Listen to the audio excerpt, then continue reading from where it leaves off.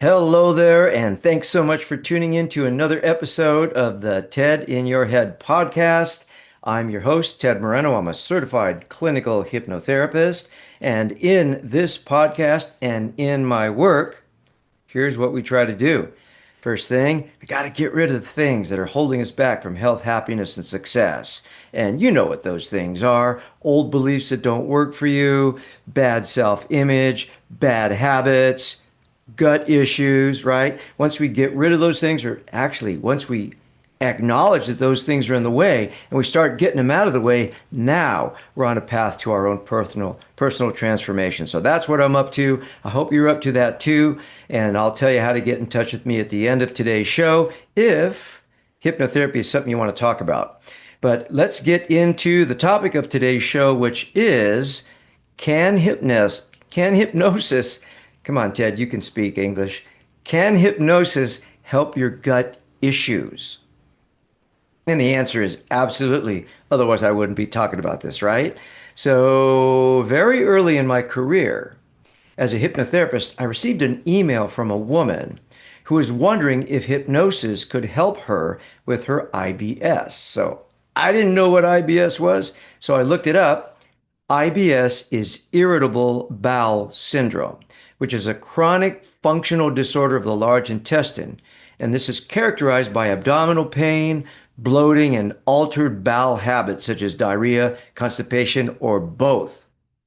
About 10 to 15% of the US population is affected by IBS, according to the American College of Gastroenterology, and that was as of 2024. So, anyway, at that point in my career, I wasn't quite sure of how effective hypnotherapy could be for this condition.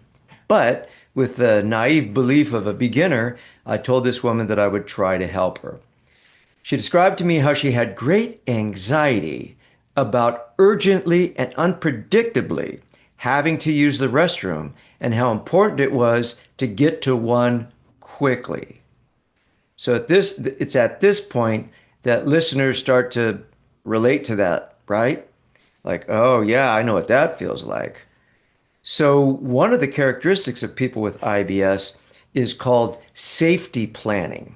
What they do is they develop a mental map of public restroom locations, such as restaurants and gas stations, because the potential for embarrassment, if you know what I mean, is always on their minds, creating a high level of anxiety. And if you don't know what I mean, I'm talking about not being able to get to a restroom on time when this unpredictable sudden urge to evacuate your bowels shows up. It is very, very distressing for very many people.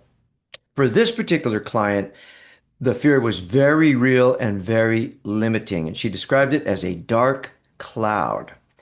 I think I worked with this client for 4 sessions, suggesting that she had control over her body and helping her to bring down her anxiety. So that was kind of the main focus, was just helping her to feel more calm, feeling more in control, because I was just starting out. I didn't have a lot of chops about this particular subject. Well, she responded very well. And shortly after our sessions, I received the very first card from a client in the email. And it was a thank you card thanking me for lifting the cloud of IBS from her life. And I should have hung on to that. I think I threw it away, but I was very, very helpful to get that. So I relate this story to you, not to toot my own horn, but to demonstrate that even as a novice hypnotherapist, I was able to help this woman using the relaxed state of hypnosis.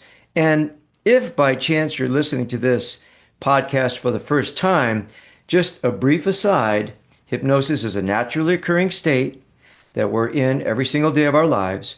When you're in hypnosis, you're awake, you're aware, you're fully in control. I can't make you do or say anything. You hear everything that's being said, and you're thinking thoughts, but it's very relaxing, and your mind becomes open to the power of suggestion. So that's hypnosis and hypnotherapy in a nutshell, just in case you don't know. So, after working with this client, I did a little bit more research about IBS and gut issues in general, and eventually I learned about what is known as the gut brain axis.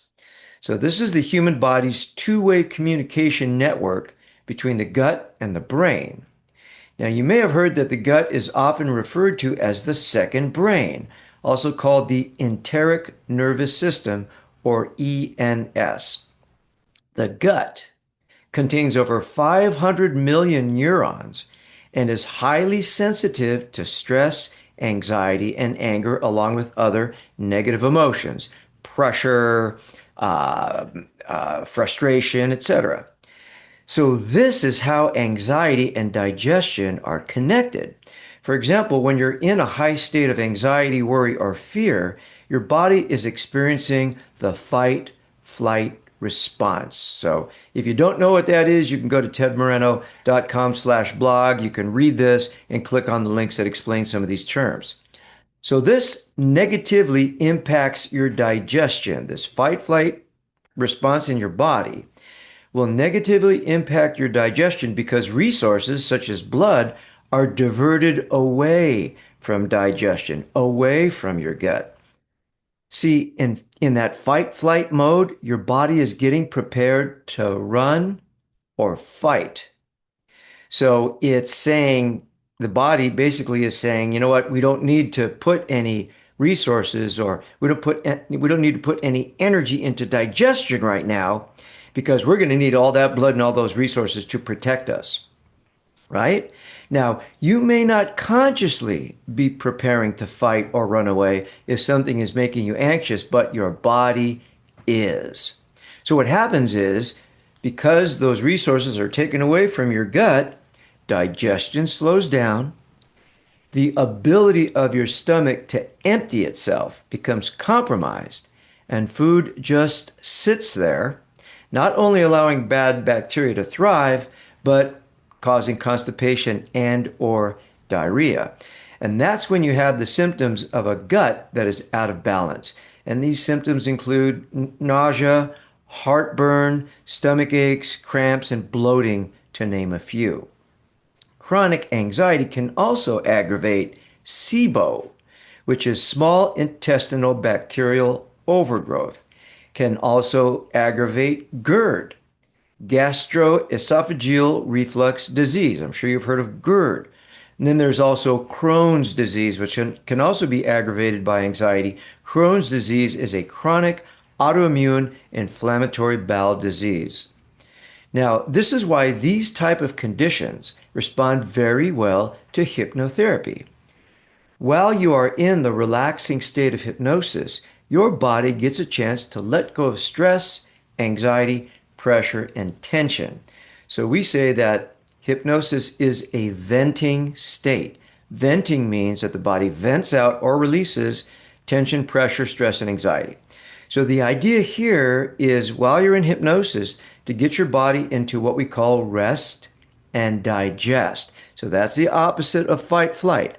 Rest and digest. And that's where your nervous system is calm, your body is relaxed, and this calms the nerves of the GI tract and increases the motility, or cleaning movement, of your gut. It's very common when I'm working with a client in hypnosis to hear their stomach start making gurgling noises, which is usually a sign that digestion is starting to move again. So it's a healthy signal when we feel or when we hear our stomach making those little noises. Usually, not all the time. So this work with digestive issues using hypnosis is now called gut-directed hypnotherapy. There are multiple well-controlled studies, such as those conducted by Monash University in Australia, or maybe it's pronounced Monash, I think it's Monash University in Australia, that show that gut-directed hypnotherapy can improve symptoms in people with IBS by 70 to 80%.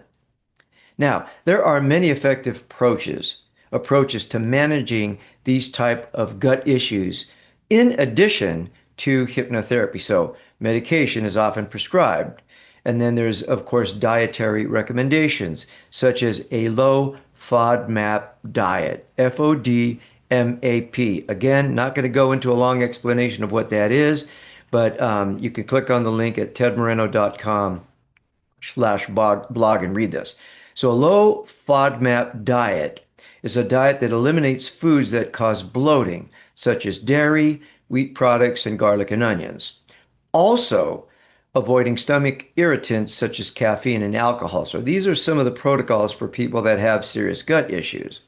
Other approaches include relaxation techniques such as yoga and meditation. And of course, regular exercise is a must to help lower stress. So, in closing, hypnotherapy can be a highly effective tool for managing gut issues such as IBS. However, if you're experiencing these type of digestive issues, it is important to consult with your doctor to rule out any issues that might require medication or medical attention.